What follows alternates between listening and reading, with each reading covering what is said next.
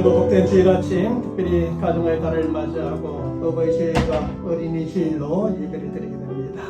예배에 나오신 여러분들을 환영하며 축복합니다. 우리 다 함께 내가 주인 삼은 찬양하며 하나님 앞에 예배드리겠습니다.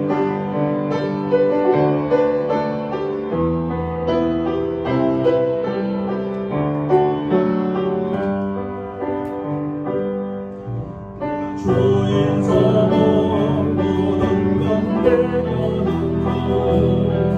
내 주 대신 주 앞에 나가 내가 사랑했던 모든 건 내려놓고 주님만 사랑해. 내가 주인 삼은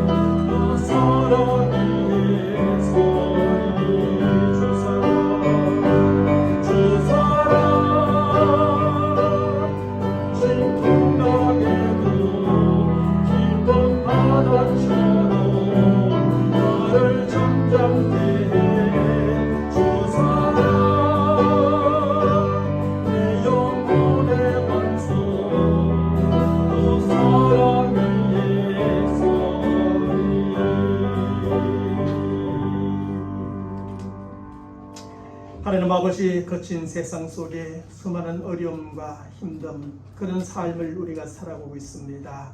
그럼에도 불구하고 하나님의 사랑은 더 크고 깊으며 또 하나님의 은혜는 헤아릴 수 없음을 고백하며 그 모든 상황 속에서 하나님의 사랑 가운데 거하며 사는 저희들 되게 하시고 오늘도 그 하나님의 사랑을 인하여 하나님을 예배하러 나와 찬송하며 또 말씀을 드리며 기도하며 나아갈 때에 하나님의 사랑으로 더 풍성해지게 하시고 하나님의 은혜가 넘치는 우리의 삶의 현장 되게 인도하여 주옵소서.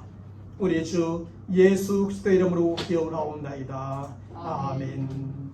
전능하사 천지를 만드신 하나님 아버지를 내가 믿사오며 그 외아들 우리 주 예수 그리스도를 믿사오니 이는 성령으로 잉태하사 동정녀 마리아에게 나시고 본디오 빌라도에게 고난을 받으사 십자가에 못 박혀 죽으시고 장사한 지 사흘 만에 죽은 자 가운데서 다시 살아나시며 하늘에 오르사 전능하신 하나님 우편에 앉아 계시다가 저리로서 산 자와 죽은 자를 심판하러 오시리라.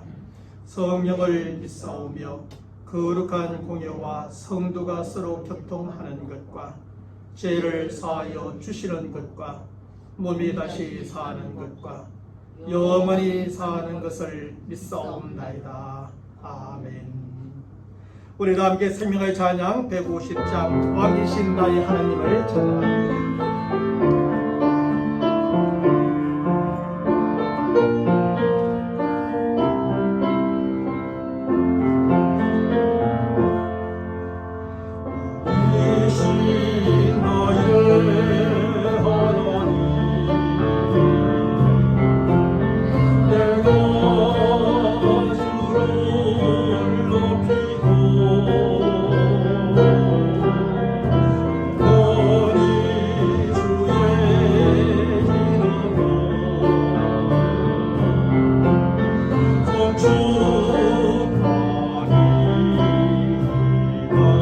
왕이신 나의 하나님을 다시 한번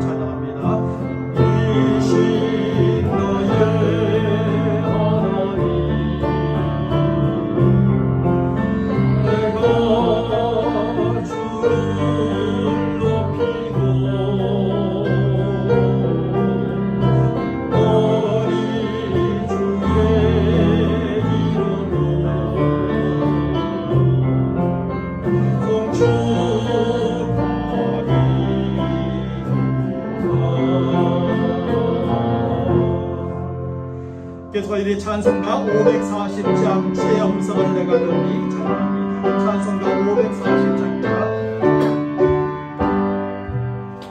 주의 음성을 내가 들으니 살아났단 말이세. 빈돈 마음으로 주께 가오니 나를 용접하소서.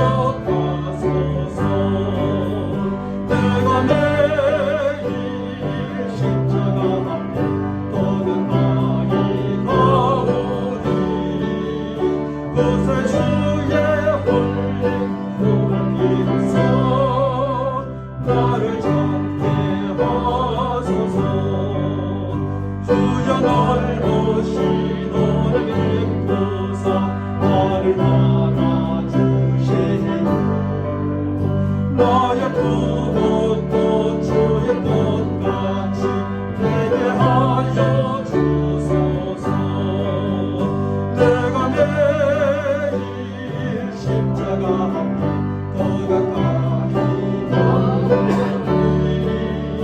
그새 주의 홀린 모든 일에서 나를 찾게 하소서.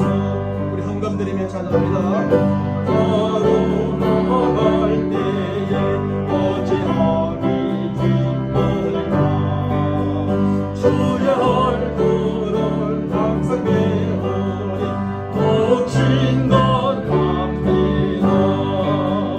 내가 매일 십자가 앞에 더 가까이 가오니 그새 주의 홀린 모든 길에서 나를 찾게 하소서. 우리 주의 넓은 사랑을 정량할 자 없소서.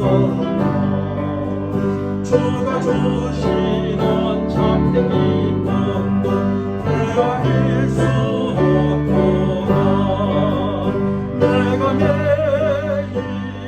십자가 앞에 더 가까이 가오니 그새 주의 홀린 모든 길에서 나를 찾게 하. 내가 매일 십자가 앞에 더 가까이 가오니 그새 주의 홀린 모든 길에서 나를 찾게 하소서.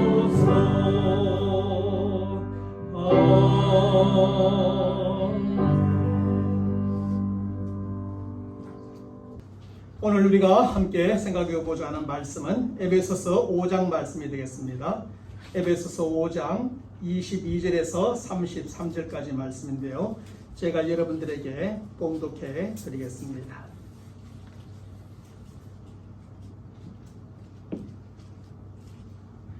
아내들이여 자기 남편에게 복종하기를 주께 하듯 하라. 이는 남편이 아내의 머리됨이 그리스도께서 교회의 머리됨과 같음이니 그가 바로 몸의 구주시니라. 그러므로 교회가 그리스도에게 하듯 아내들도 범사에 자기 남편에게 복종할지니라. 남편들아 아내 사랑하기를 그리스도께서 교회를 사랑하시고 그 교회를 위하여 자신을 주심같이 하라. 이는 곧 물로 씻어 말씀으로 깨끗하게 하사 거룩하게 하시고 자기 앞에 영광스러운 교회로 세우사 티나 주름 잡힌 것이나 이런 것들이 없이 거룩하고 흠이 없게 하려 하심이라. 이와 같이 남편들도 자기 아내 사랑하기를 자기 자신과 같이 할지니 자기 아내를 사랑하는 자는 자기를 사랑하는 것이라. 누구든지 언제나 자기 육체를 미워하지 않고 오직 양육하여 보호하기를 그리스도께서 교회에게 함과 같이 하나니 우리는 그 몸의 지체임이라. 그러므로 사람이 부모를 떠나 그 아내와 합하여 그 둘이 한 육체가 될지니 이 비밀이 크도다. 나는 그리스도와 교회에 대하여 말하노라. 그러나 너희도 각각 자기의 아내 사랑하기를 자신같이 하고 아내도 자기 남편을 존경하라. 아멘. 오늘은 본문의 말씀을 가지고 가정의 든든한 기초 부부에 대하여 함께 생각해 보고자 합니다. 오늘날 가정을 이루는 것 자체가 참으로 쉽지가 않습니다. 많은 사람들이 결혼을 하지 않으려고 하는 시대적 경향 때문에 가정을 이루는 것 자체가 쉽지 않은 것입니다. 사실 과거에는 결혼이 선택이 아니라 필수였는데 오늘날에는 필수가 아니라 선택으로 여겨지는 경향이 있습니다. 그래서 과거에는 특별한 경우를 제외하고는 결혼을 꼭 해야 한다고 생각하고 대부분 어떻게 하든 결혼을 하였습니다. 하지만 오늘날에는 자신이 처한 상황과 여건, 형편에 따라 결혼을 해도 되고 안 해도 된다고 생각하는 것이지요. 그런데 오늘날 젊은이들이 처한 상황과 여건, 조건을 보면 그리 좋지 않고 그래서 결혼을 하지 않으려고 하는 젊은이들이 점점 많아지고 그래서 가정을 이루는 것 자체가 참으로 쉽지 않은 시대가 되어버렸습니다. 그런데 오늘날 가정을 세워가는 것 또한 참으로 쉽지가 않습니다. 많은 사람들이 가정을 한번 제대로 세워보지도 못하고 이혼하기 때문에 가정을 세워가는 것 또한 쉽지가 않다는 말씀입니다. 사실 과거에는 이혼을 절대 안 된다고 하였는데 오늘날에는 함께 살 수 없으면 이혼해도 괜찮다고 여기는 것입니다. 그래서 과거에는 부모가 딸을 시집 보내면서 어떤 일이 있더라도 집에 돌아올 생각하지 말고 그 집안에 귀신이 되라고 하였습니다. 못을 딱 박아두는 것이죠. 이혼은 절대 안 된다는 뜻이었습니다. 하지만 오늘날에는 부모가 딸을 시집 보내면서 살다가 도저히 못 살겠거든 집에 돌아오라고 말한다는 것입니다. 시집 갈 때부터 그렇게 이야기를 해주고 시집을 보내는 것이지요.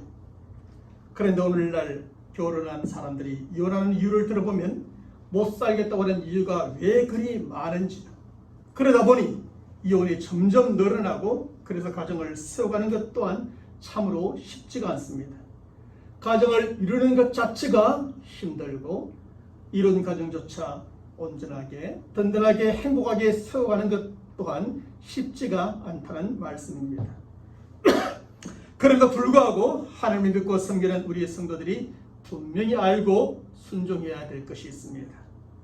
그것은 오늘날 우리가 살아가는 시대가 바로 이런 시대라고 해서 이런 시대에 휩쓸려 살아가서는 안 된다는 뜻입니다. 우리는 하나님께서 처음 세워주신 결혼과 이혼의 원리가 무엇인가를 분명히 알고 그 원리에 따라 살아가야 한다는 말씀입니다. 이 세상의 원리나 지금 주어진 상황과 여건에 따라 살아가지 말고 말씀의 원리에 따라 우리는 살아가야 하는 것입니다. 그리고 이 말씀의 원리에 따르면 결혼은 해도 되고 안 해도 되는 선택이 아니라 반드시 해야만 하는 필수라는 사실입니다. 또한 이혼도 못 살겠거든 그냥 해도 되는 것이 아니라 원칙적으로는 해서는 안 된다는 것이 하나님의 말씀이요 가르침입니다. 물론 선교사와 같이 어떤 특별한 사명이 있을 경우에는 결혼을 하지 않고 독신으로 사는 것이 성경도 허용해 주기도 합니다. 또한 신앙적인 이유나 폭력과 같이 어떤 특별한 이유가 있어 도저히 함께 살 수 없을 경우에는 이혼이 허용되기도 하는 것입니다. 하지만 결혼하는 것과 결혼을 했으면 이혼하지 않는 것이 결혼과 이혼에 대한 말씀의 원리요 원칙임은 아주 분명합니다. 그러므로 먼저 결혼을 해야 하고 결혼을 하되 이혼을 쉽게 하지 않기 위하여 결혼을 참으로 신중하게 할 필요가 있다는 것입니다. 아주 잘 사귀어보고 서로에서 깊이 알고 서로에 대한 믿음과 신뢰와 사랑이 확인된 이후에야 결혼을 해야 하지. 그저 잠시의 감정적인 또 자신의 필요에 따라서 결혼을 하게 되면 신중하지 못하여 오히려 그 결혼이 이혼으로 이어질 수밖에 없는 것입니다. 이런 점에서 결혼을 하되 결혼은 참으로 신중하게 할 필요가 있는 것입니다. 그리고 결혼을 했으면 부부가 믿음과 소망과 사랑 가운데 모든 어려움과 위기를 함께 극복해 나가는 것입니다. 그래서 부부가 된 것입니다. 그러므로 우리는 이렇게 함을 통하여 하나님이 짝지어 주신 부부의 관계를 그 누구도 갈라놓지 못하게 해야 하고 오히려 건강하고 행복한 가정을 세워가는 남자요 여자, 남편이요 아내, 부부가 되어야 하는 것입니다. 바로 이런 점에서 가정의 든든한 기초는 바로 부부라는 사실을 확인하게 됩니다. 부부가 되어야 가정이 이루어지고, 가정이 이루어져야 자녀가 생기고, 자녀가 생겨야 하나님의 말씀을 따라서 생육하고 번성하게 되어지는 것입니다. 남자와 여자가 참으로 신중하게 생각하고 만나 결혼한 부부가 가정의 든든한 기초가 되어지는 것이죠. 여기서부터 가정이 이루어지고 가정이 시작되어지는 것입니다. 그러므로 부부가 어떻게 하든가 따라서 든든하고 행복한 가정이 될 수 있고, 아니면 쉽게 무너지고 불행을 겪는 가정이 될 수도 있는 것입니다. 바로 이러한 점에서 가정에서 가장 중요한 사람은 결국 부부이고, 그 누구보다 부부가 가정에서 잘 해야 한다는 것입니다. 그러면 부부가 어떻게 함으로 가정의 든든한 기초가 될 수 있을까요? 첫째로 부부가 가정의 중심이 되어야 한다는 것입니다. 가정에는 질서가 필요하고, 질서가 바로 세워진 가정이 든든한 기초를 가진 가정이 되고 행복한 가정이 될 수가 있는 것입니다. 그리고 가정의 모든 질서는 먼저 가정의 중심이 분명할 때 바로 세워지게 되는 것입니다. 중심이 제대로 잡혀 있지 않으면 든든하고 건강하고 행복한 가정을 세워갈 수가 없습니다. 중심이 든든하지 못하면 결국 흔들어지고, 그러다가 결국 넘어지고 마는 것이죠. 그런데 우리가 가정의 중심을 생각해 볼 때 그것은 세 부류의 구성원들과의 관계 속에서 생각해 볼 수 있을 것입니다. 첫 번째 부류는 바로 부모님이고, 그 다음은 부부이고, 마지막 부류는 바로 자녀들일 것입니다. 이 세 부류가 한 가정 안에서 관계를 갖고 살아가게 되는 것이죠. 그리고 이 세 부류의 구성원들 가운데 누가 가정의 중심이 되어야 하는가? 바로 부부가 가정의 중심이 되어야 한다는 것입니다. 왜냐하면 부부는 가정과 가정의 모든 일과 구성원들을 주도적으로 이끌어가는 사람들이기 때문입니다. 그 가정을 세워가는 사람이기 때문입니다. 먼저는 가정의 중심이 부모에게 있는 것이 아니라 결국 부부에게 있어야 한다는 것입니다. 성경은 오늘 보면 31절의 말씀에서 이제 결혼하여 가정을 이룬 부부에게 이렇게 가르쳐주고 있습니다. 그러므로 사람이 부모를 떠나 그의 아내와 합하여 그 둘이 한 육체가 될지니라. 여기서 결혼하여 가정을 이루게 된 부부에게 부모를 떠나라는 말씀은 그 가정의 중심이 어디에 있어야 하는지를 가르쳐 주는 말씀입니다. 다시 말하면 이제부터 가정의 중심이 더 이상 부모에게 있는 것이 아니라 부모를 떠난 부부에게 있어야 한다는 것입니다. 그동안 가정의 중심이 부모에게 있었지만 이제는 새로운 가정을 이룬 부부에게 옮겨져 가야 한다는 뜻이지요. 사실 새로운 가정을 이루기 전에는 그 부부도 부모님의 자녀로서 부모님이 중심이 되었던 가정에서 살아왔던 것입니다. 지리적으로, 육체적으로, 경제적으로, 정신적으로, 영적으로 부모님을 의지하고 부모님의 절대적인 도움을 받으며 살아왔던 것이죠. 우리 모두 그렇게 결혼하기 전에는 살아왔습니다. 그렇게 자라왔던 것입니다. 하지만 결혼하여 새로운 가정을 이룬 후에는 그 부부가 가정의 중심이 되고 그 가정을 세워가야 하는 것입니다.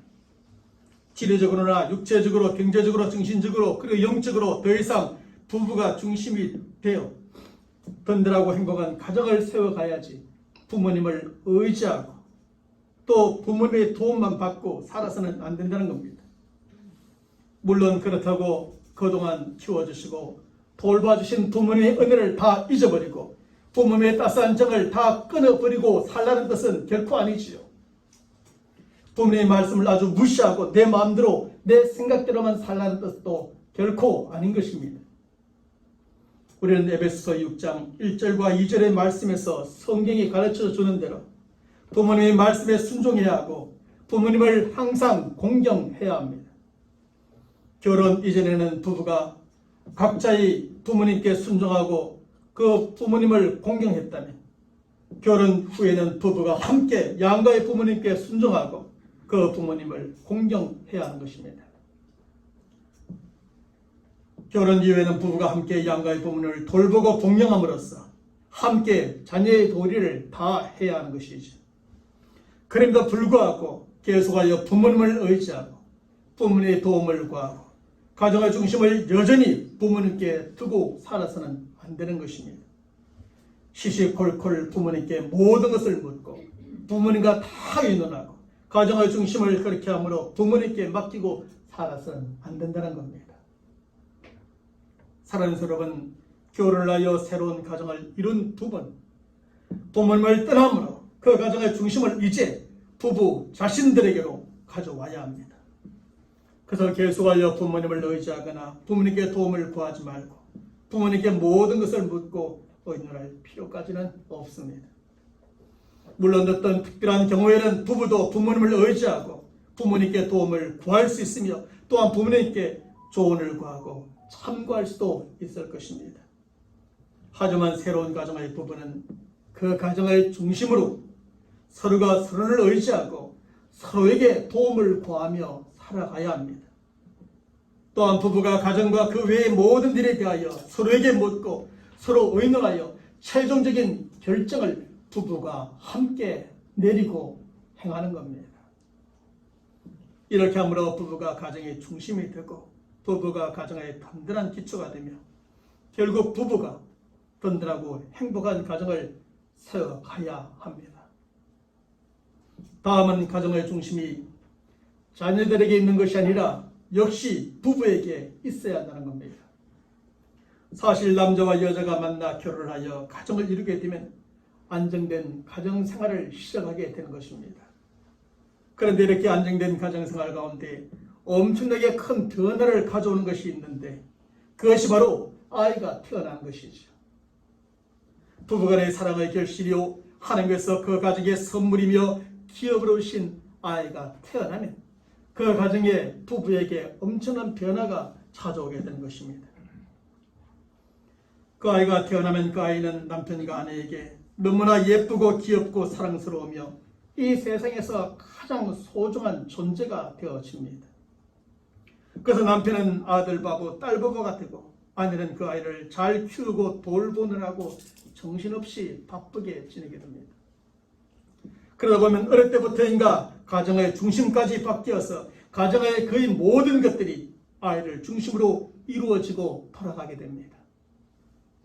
관계가 아이를 중심으로 이루어지고 돌아가며 대화도 아이를 중심으로 이루어지고 돌아가게 됩니다. 먹는 것도 아이를 중심으로 이루어지고 돌아가며 잠자리도 아이를 중심으로 이루어지고 돌아가게 됩니다. 어디를 가는 것도 아이를 중심으로 이루어지게 되고 뭘 먹는 것도 아이를 중심으로 다 이루어지고 돌아가게 되죠. 물론 아이가 아직 어리고 연약하기 때문에 그것을 고려하여 아이를 잘 돌보고 키우는 것이야 너무나 당연한 일일 겁니다. 그래도 불구하고 가정의 중심이 부부에게서 이렇게 아이에게로 완전히 넘어가 버리게 되면 결국 가정의 질서가 무너지고 그 가정엔 관계는 혼란과 문제가 발생하게 됩니다. 그러면 가정의 기초가 되어지는 부부에게서부터 가정에 여러 가지 많은 문제들이 발생하게 됩니다. 실제로 가정의 중심이 자녀들에게로 넘어간 가정에서는 부부에게서부터 많은 문제들이 발생하게 되지요. 부부간의 정상적인 관계와 친밀한 관계가 깨어지고 부부간의 대화가 점점 사라지게 됩니다. 부부간에 이전에는 생기지 않았던 오해가 생기게 되고 따라서 갈등과 다툼이 자주 일어나게 됩니다. 남편은 아내의 내조를 받지 못함으로 외로워하고 아내는 남편의 외조를 받지 못함으로 힘들어하게 됩니다. 또한 가정생활의 편안함과 안정감이 사라져 집에 오거나 있어도 편안하게 쉬지 못하고 도무지 안정을 찾지 못합니다. 그래서 남편은 이러한 집에 들어오기를 싫어하여 밖으로만 놔두게 되고 아내는 이러한 집에서 벗어나지 못하여 우울증에 빠져버리고 마는 겁니다. 그러면 가정의 기초가 되는 부부 사이에 조금씩 금이 가고 흔들리게 되며 그래서 가정에 여러 가지 위기가 찾아오게 되는 겁니다. 그러므로 가정에 태어난 아이가 아무리 예쁘고 귀엽고 사랑스럽고 소중하더라도 가정의 중심까지 아이에게로 넘어가게 해서는 안 됩니다. 부부가 가정의 중심을 그 아이에 두고 아이를 키우고 돌보는 일에 올인해서는 안 된다는 것입니다.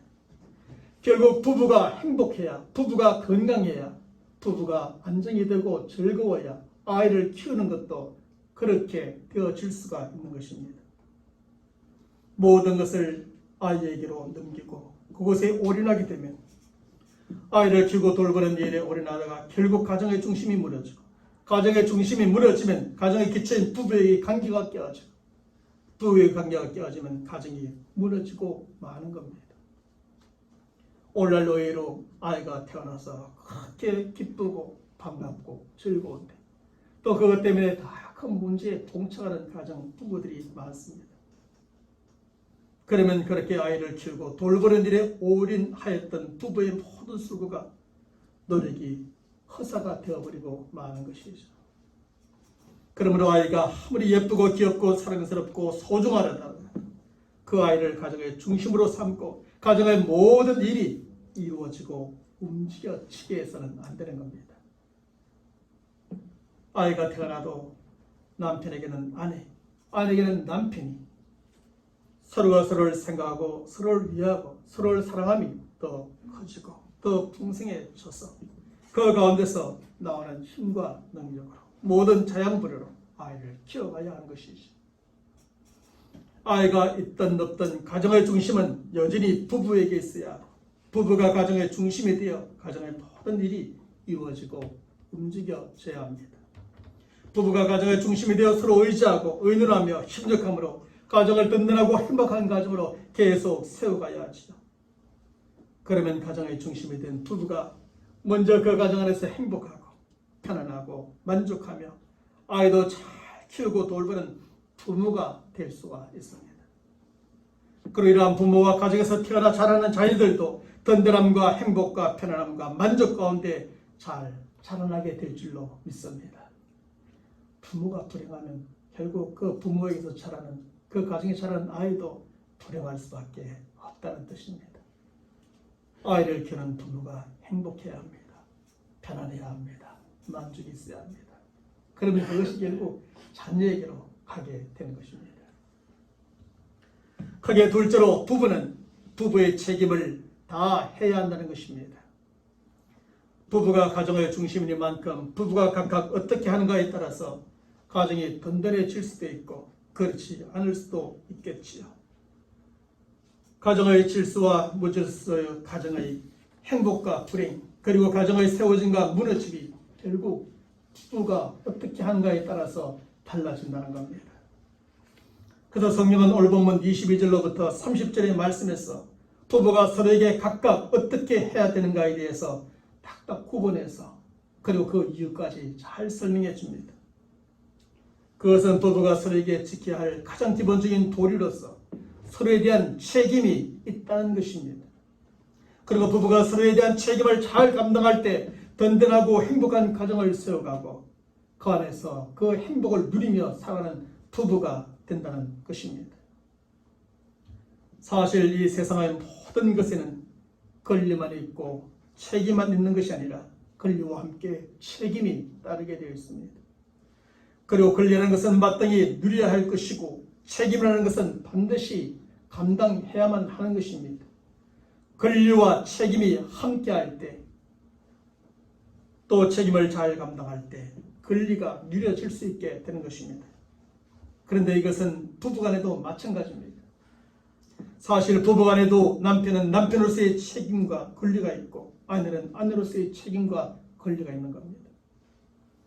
그러므로 부부가 서로에게 부여된 그 권리와 책임이 무엇인가를 먼저는 잘 알고 권리는 마땅히 누릴 줄 알고 책임은 반드시 감당해야 합니다.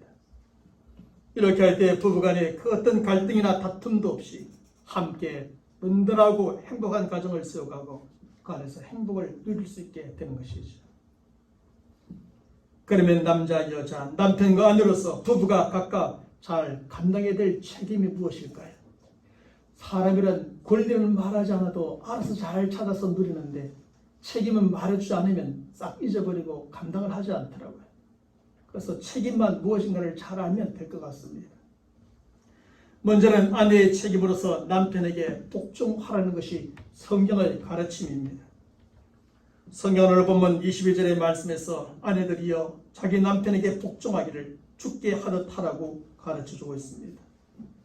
또한 24절의 말씀에서는 그러므로 교회가 그리스도에게 하듯 아내들도 범사히 자기 남편에게 복종할지니라고 가르쳐주고 있습니다.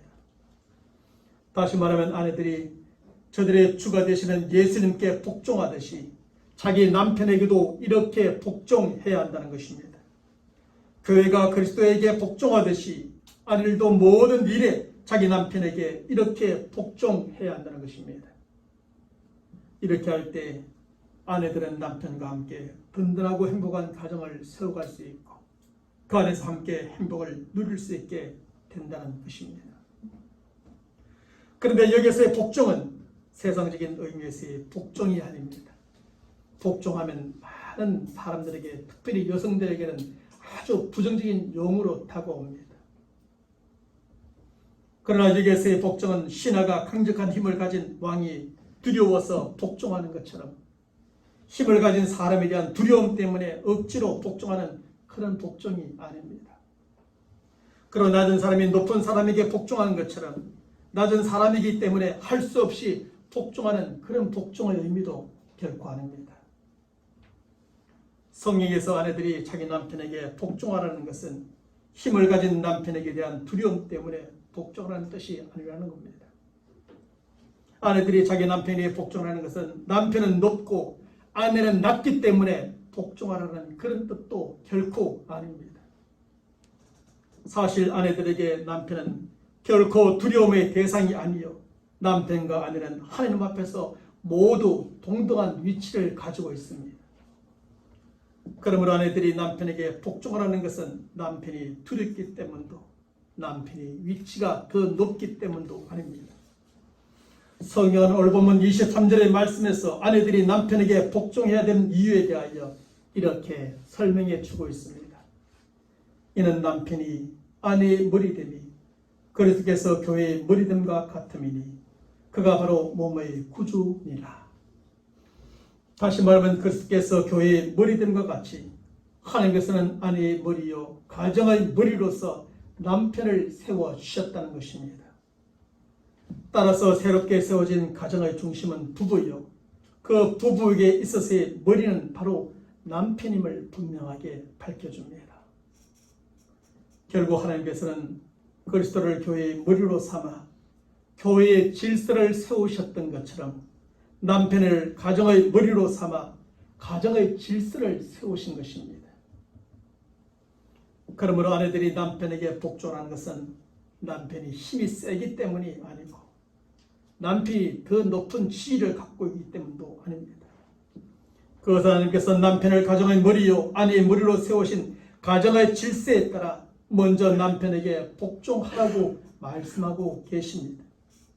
남편이 가정의 머리요 아내의 머리됨을 아내들이 인정하는 것이고 그것을 인정함으로 남편에게 복종하라고 가르쳐 주십니다. 이렇게 남편에게 복종하는 것이 주가 되시는 예수님께 복종하는 아내들이 마땅히 행할 바요 남편에 대한 아내들의 책임입니다.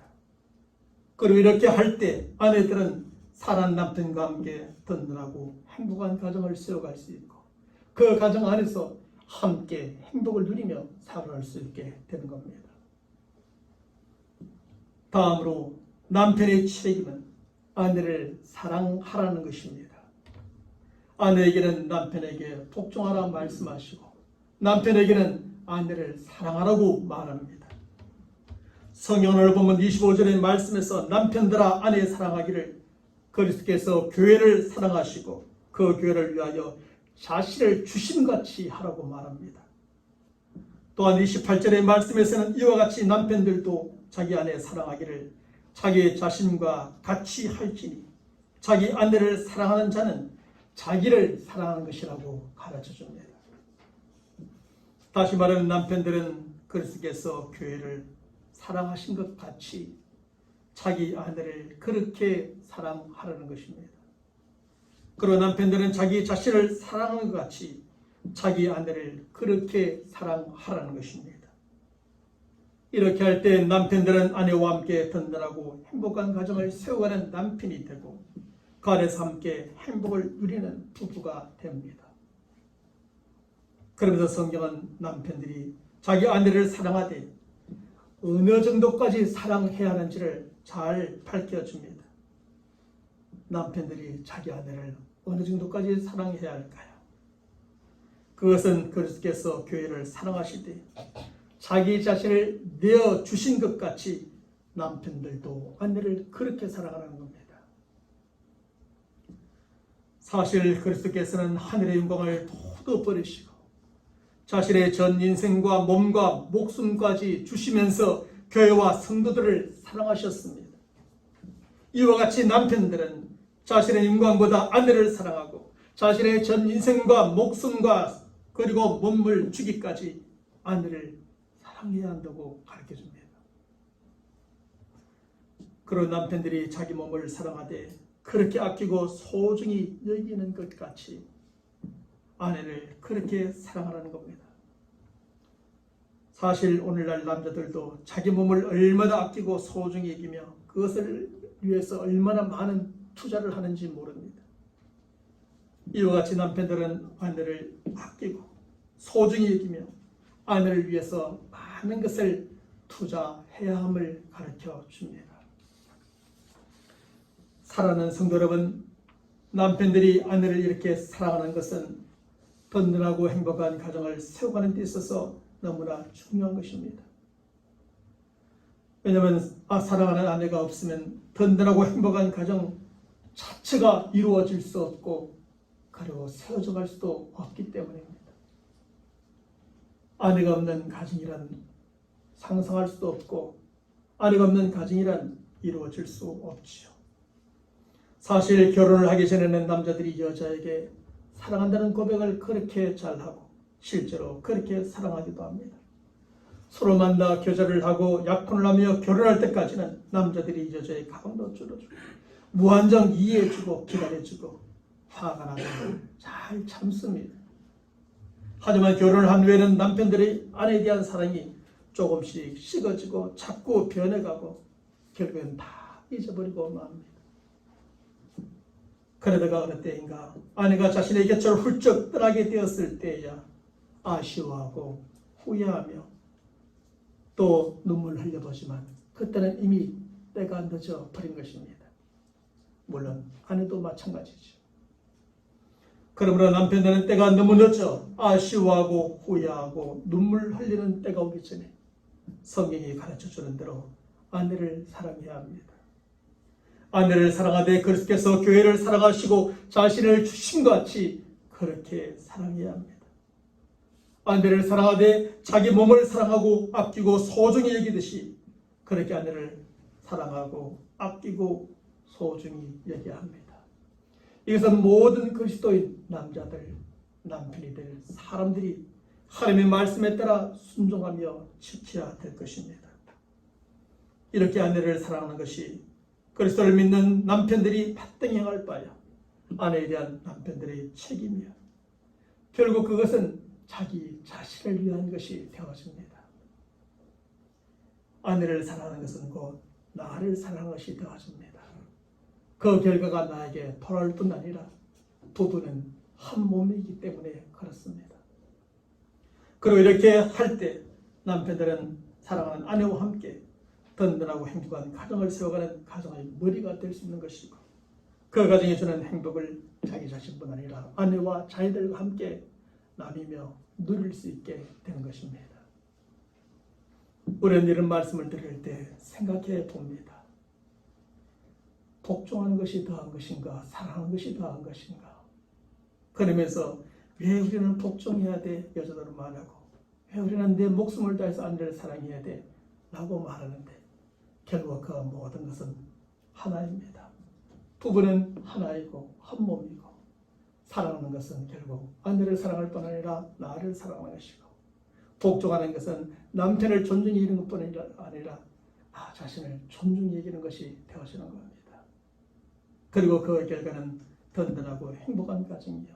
그 가정 안에서 모두가 누리는 행복인 겁니다. 사랑하는 성도 여러분, 하나님께서는 계획하시고 세우신 가정의 든든한 기초는 결국 부부일 수밖에 없습니다. 그러므로 가정은 남편 간으로 이루어진 부부가 중심이 되어 세워갈 때 그 가정은 질서가 있고 기초가 든든한 가정으로 세워져 가게 됩니다. 그리고 부부가 남편 간으로서 각자에게 주신 책임을 잘 감당할 때 든든하고 행복한 가정으로 세워져 가게 됩니다. 특별히 아내들은 주가 되시는 그리스도에게 복종하듯 가정의 머리, 아내의 머리가 되는 남편에게 복종함으로 아내의 책임을 다해야 합니다. 남편들은 그리스도께서 교회를 사랑하듯이 아내를 사랑함으로 남편의 책임을 다해야 합니다. 사실 성령의 가르침대로 남편에게 복종하는 아내들 중에 남편의 풍성한 사랑을 받지 못하는 아내는 없습니다. 아내를 사랑하는 남편들 중에 아내의 자발적인 복종이 따르지 않는 남편도 없습니다.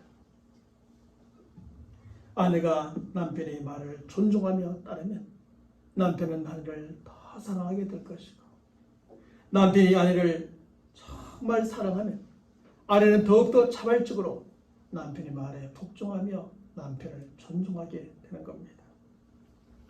그러므로 저와 여러분들은 이렇게 남편에게 복종하는 아내들이요, 아내를 사랑하는 남편들이 되시길 바랍니다. 아무도 아멘을 안 합니다. 안 하겠다는 뜻 같아요. 그래서 남편의 풍성한 사랑을 받는 아내들이 되시고 아내의 자발적인 복종에 따르는 남편들이 되시길 바랍니다. 아멘. 그래서 우리 모두가 우리의 가정이 든든하고 행복하게 세워져가는 부부가 되시고 그 안에서 행복을 마음껏 누리는 부부요, 우리 자녀들까지 되기를 주님의 이름으로 간절히 축원합니다. 아멘. 하나님 아버지 감사합니다. 가정의 달 어버이 주일, 어린이 주일을 맞이하며 그 중심에 있는 부부에 대하여 함께 생각해 보았습니다. 부부가 어떤 역할을 하며 어떤 위치에 있는지 다시 한번 생각하게 되고, 말씀을 통하여 가정의 중심이 부부에게서 부모님을 잘 공경하고 자녀들을 사랑으로 잘 양육함을 통하여 든든하고 행복한 가정을 세워가는 우리 모든 믿음의 가정의 부부들이 되게 도와주시옵소서. 또한 각자에게 주어진 권리가 있지만 권리를 주장하기 전 각자에게 주어진 책임이 무엇인가를 알고 아내는 남편에게 복종하고 남편은 아내를 자신의 목숨보다 더 사랑함을 통하여 자발적인 복종에 따르고 더 풍성한 사랑으로 든든하고 건강한 가정, 행복한 가정이 세워지며 그 안에서 하나님이 주시는 또 부부가 서로에게 주는 또 부모가 자녀에게 주는 모든 행복과 축복을 마음껏 누리는 믿음의 가정, 가문들 될 수 있도록 인도하여 주옵소서. 혹 가정에 갈등이 있습니까? 다툼이 있습니까? 어려움이 있습니까? 살아가다 보면 삶 속에는 그런 일들이 다 있지만 오늘도 우리 모두가 믿음으로 그것을 잘 극복하고 사랑으로 극복해내며 서로 위로하고 격려함을 통하여 다시 한번 하나님께서 만들으신 건강하고 행복한 가정을 견고하게 잘 세워갈 수 있도록 도와주시옵소서. 우리 주 예수 그리스도의 이름으로 간절히 축복하며 기도하옵나이다. 아멘. 그래서 서로 인사합시다. 행복한 가정을 세워갑시다. 행복한 가정을 세워갑시다. 우리 다 함께 찬송가 찬송하겠습니다. 찬송가 604장 완전한 사랑 찬양합니다.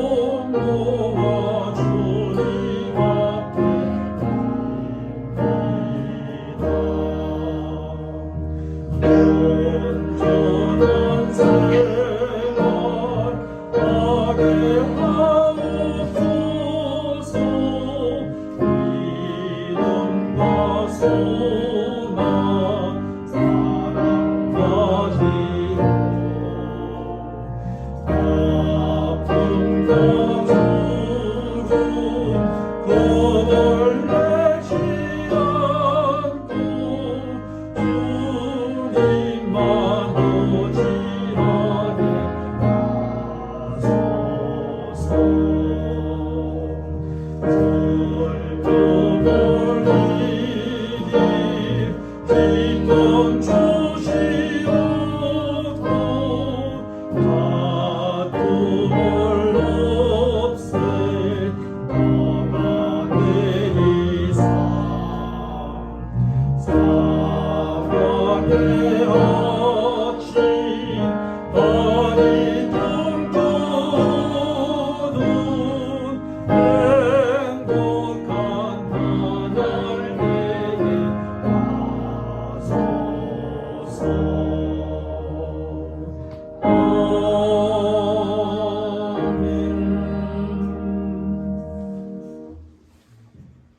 지금은 죽기까지 우리를 사랑하신 우리 주 예수 그리스도의 은혜와 하나님 아버지의 무한하신 사랑하심과 성령님께서 우리 안에 내주하여 계시며 부부로 서로 사랑하며 든든하고 행복한 가정을 세울수록 도우심의 역사가 오늘도 하나님의 말씀을 듣고 가정의 달 어버이 주일 어린이 주일을 맞이하며 가정의 중심으로 부부가 어떻게 역할을 감당하여 정말 하나님께서 기뻐하시고 우리가 행복을 누릴 수 있는 든든하고 건강한 가정을 세우기로 다짐하는 모든 믿음의 사람들 머리 위에 또 세워진 가정, 세워져 가야 될 가정, 또 이루어 가야 될 모든 가정들 위해 지금부터 영원토록 함께 있을지어다. 아멘.